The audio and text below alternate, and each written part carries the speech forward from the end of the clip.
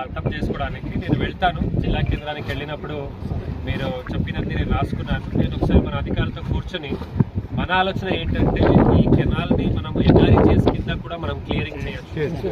So ఆ నేపథ్యంలో HNSS వాళ్ళకి చెప్పడం జరిగింది.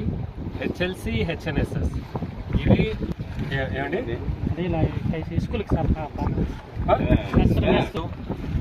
కుమ్మగట్ట మండలం కుమ్మగట్ట గ్రామంలో వేరుశనగ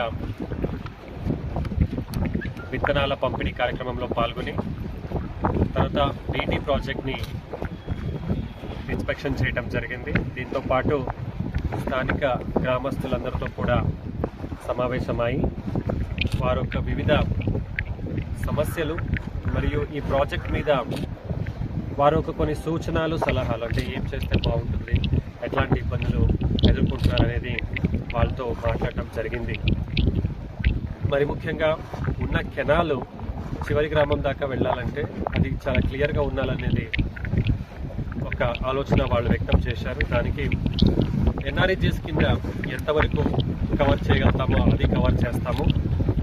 కనుక ఇంకా పెద్ద మైనర్ ఇరిగేషన్ ట్యాంక్ ఉండొచ్చు లేదా ఈ ప్రాజెక్ట్ మరామతులు కావచ్చు, దానికి మనము ప్రభుత్వానికి నివేదిక రాయాల్సి ఉంది. ఆ ప్రక్రియని తీసుకుంటాము.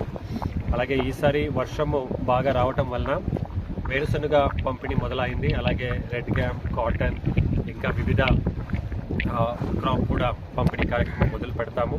సో ఈ సంవత్సరం వర్షం బాగుంటుంది. అందులో 25వ తేదీ మరి ఎక్కువగా 70 నుంచి 100 mm వర్షం వస్తుంది అని ఒక మనకు ఫోర్కాస్ట్ ఉండడం వలన జిల్లాలో ప్రజలందరూ కూడా అప్రమత్తంగా ఉండి ఎక్కడెక్కడ పంటలు మీరు హార్వెస్ట్ చేయగలుగుతారు దాన్ని హార్వెస్ట్ చేయమని, హార్వెస్ట్ చేసినవి చాలా చక్కగా టార్పలిను లేదా లోపల దాన్ని పెట్టుకొని దాన్ని కాపాడమని కోరుతున్నాను.